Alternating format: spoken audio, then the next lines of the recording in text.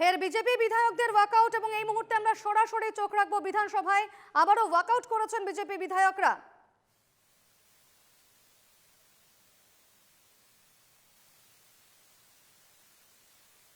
দেখতে পাচ্ছেন সেই ছবি, শঙ্কর ঘোষ, বিজেপি বিধায়ক শঙ্কর ঘোষ তিনি বলছেন, এবং এই মুহূর্তে ওয়াকআউট করেছেন বিরোধীরা বিধানসভার গেটের বাইরে।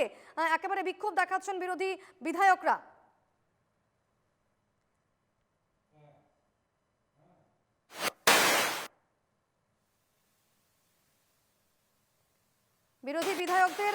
বিজেপি বিধায়কদের বিক্ষোভ এবং বিধানসভার গেটের বাইরে বিক্ষোভ দেখান বিরোধী বিধায়করা।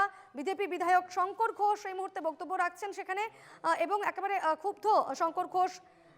বিজেপি বিধায়করা আজ ওয়াকআউট করেছেন আজও বিধানসভা থেকে।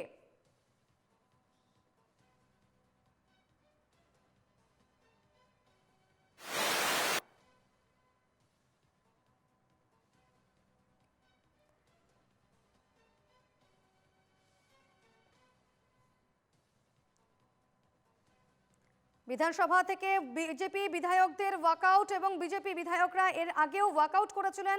আমরা গতকালও সেই ছবি দেখেছিলাম, একেবারে ধুন্ধুমার ছবি, যেখানে বিজেপি বিধায়করা ওয়াকআউট করেছিলেন এবং শুভেন্দু অধিকারী তিনি একেবারে ধর্নায় বসে পড়েছিলেন বিধানসভার গেটের বাইরে। সেখানে একেবারে কাগজ ছিঁড়ে ফেলা হচ্ছিল, সাদা কাগজের টুকরো ছড়িয়ে ছিটিয়েছিল, কারণ তাদের যে কাগজ দেওয়া হবে না বলে যে সিদ্ধান্ত নিয়েছিলেন স্পিকার বিমান বন্দ্যোপাধ্যায়, সেই সিদ্ধান্তের প্রতিবাদে তারা বিক্ষোভ দেখাচ্ছিলেন। এবং আজও কিন্তু বিধানসভা থেকে ওয়াকআউট করেছেন বিজেপি বিধায়করা।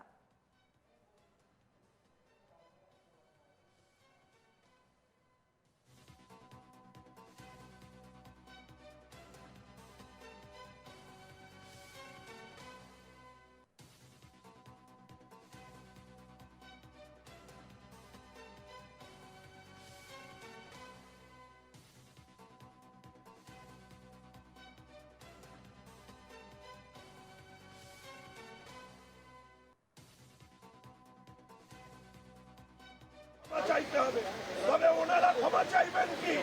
প্রথমে তো মমতা ব্যানার্জিকে ক্ষমা চাইতে হবে।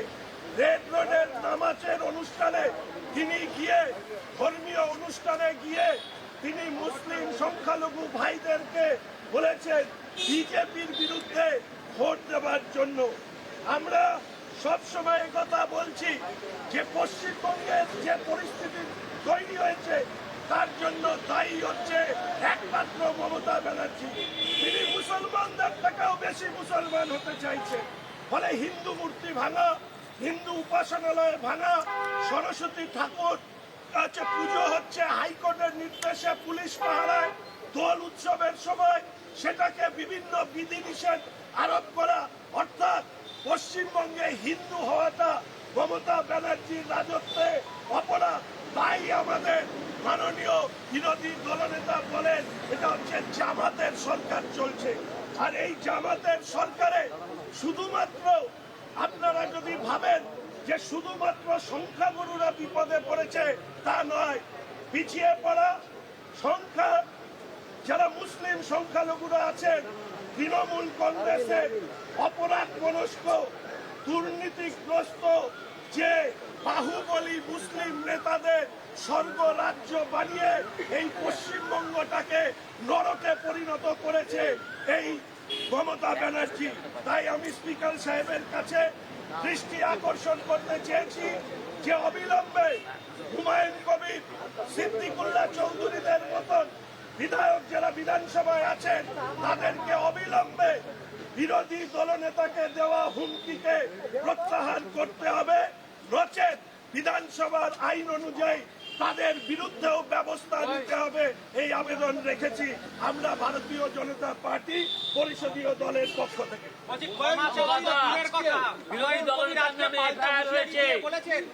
হিম্মত থাকলে শুভেন্দু অধিকারী মুর্শিদাবাদে ঢুকে দেখার সময় জানান, ঘিরে রেখে দেবো।